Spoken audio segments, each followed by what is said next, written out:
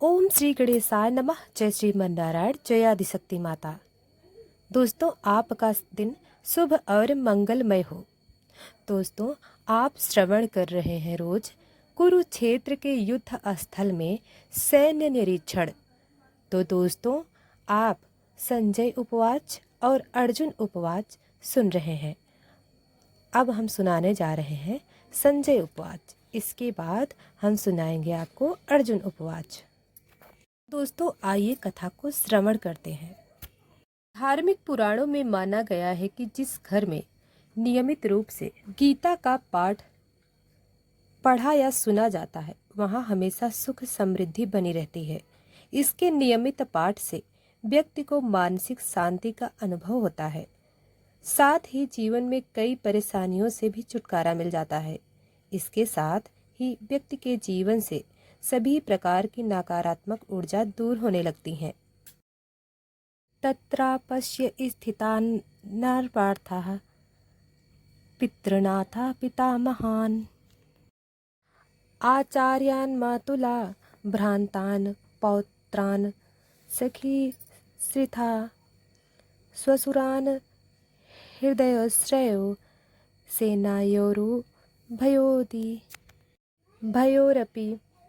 अर्जुन ने वहां पर दोनों पक्षों की सेनाओं के मध्य में अपने चाचा, ताऊओं, पितामहों, गुरुओं, मामाओं, भाइयों, पौत्रों, पुत्रों, मित्रों, ससुरों और शुभ चिंतकों को भी देखा। तात्पर्य: अर्जुन युद्ध भूमि में अपने सभी संबंधियों को देख सका।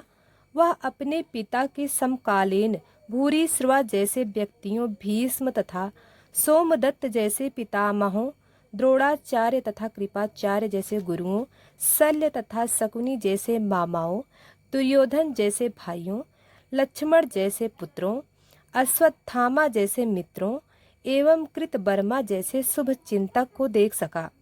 वह उन सेनाओं को भी देख सका जिनमें उनके अनेक मित्र थे। अब सुनिए दोस्तों, अर्जुन उपवाच। दृष्टवेवं स्वजनं कृष्ण यूसं समुपस्थितं सीदन्ति मम गत्राणि मुखं च परिष्यस्ति। अर्जुन ने कहा, हे कृष्ण, इस प्रकार युद्ध की इच्छा रखने वाले अपने मित्रों तथा संबंधियों को अपने समक्ष उपस्थित देखकर मेरे शरीर के अंग कांप रहे हैं और मेरा मुंह सूखा जा रहा है।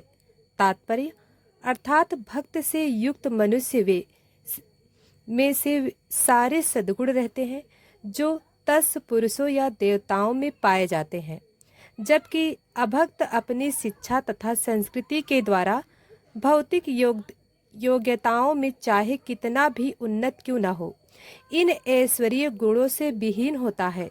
अतः स्वजनों, मित्रों तथा संबंधियों को युद्ध भूमि में देखते ही अर्जुन उन सबों के लिए करुणा से अभिभूत हो गया जिन्होंने परस्पर युद्ध करने का निश्चय किया था। जहाँ तक उसके अपने सैनिक का संबंध था, वह उनके प्रति प्रारंभ से ही दयालु था, किंतु विपक्षी दल के सैनिकों का आसन्न मृत्यु को देखकर वह उन पर भी दया का अनुभव कर रहा था। और जब वह इस प्रकार सोच रहा था तो उसके अंगों के कंपन होने लगा और मुंह सूख गया। उन सबको युद्ध विमुख देखकर उसे आश्चर्य भी हुआ। प्रायः सारा कुटुंब अर्जुन के सगे संबंधी उससे युद्ध करने आए थे। यद्यपि इसका उल्लेख नहीं था, किंतु तो भी सहज अनुमान लगाया जा सकता है कि न केवल उसके अंग कांप रहे थे और मुंह सूख रहा था, अपितु वह दयावश रुदन भी कर रहा था।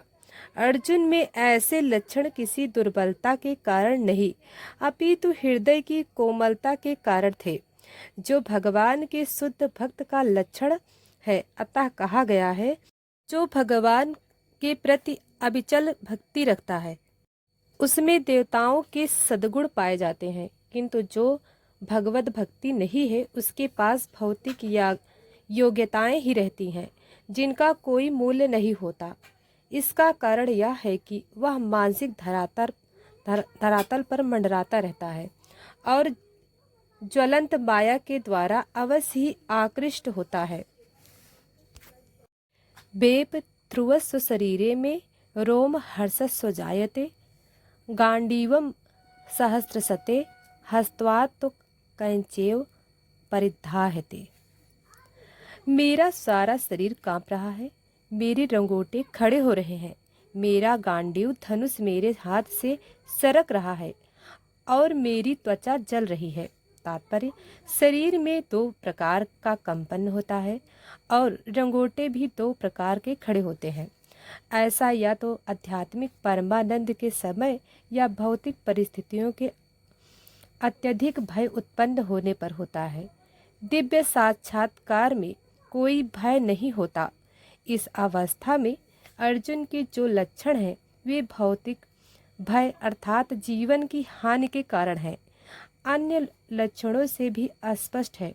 वह इतना अधीर हो गया कि उसका विख्यात धनुष गांडीव उसके हाथों से सरक रहा था और उसकी त्वचा में जलन उत्पन्न हो रही थी।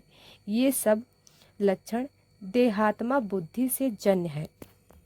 नाचा स्कनोम्य वस्ताथ तम भ्रीमतीव च मे मनः नमितानि च पश्यामि विपरीतानि केशवा।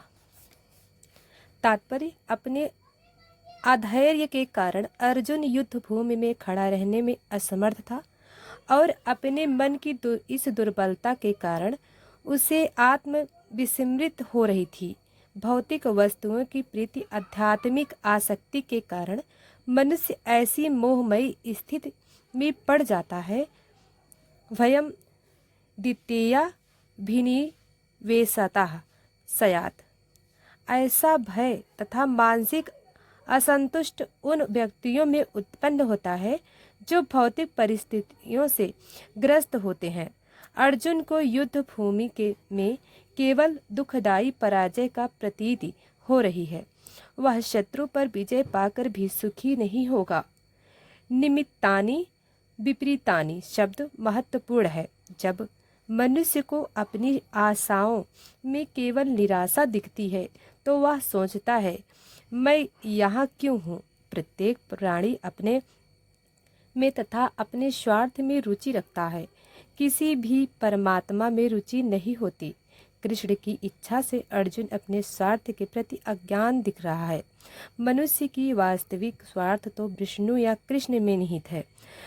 बद्ध जीव इसे भूल जाता है, इसलिए उसे भौतिक कष्ट उठाने पड़ते हैं। अर्जुन ने सोचा कि उसकी विजय केवल शोक के कारण बन सकती है। तो दोस्तों, आगे की कथा हम कल सुनाएंगे। अभी तक वीडियो को लाइक सब्सक्राइब नहीं किया है तो अभी कर लें। धन्यवाद।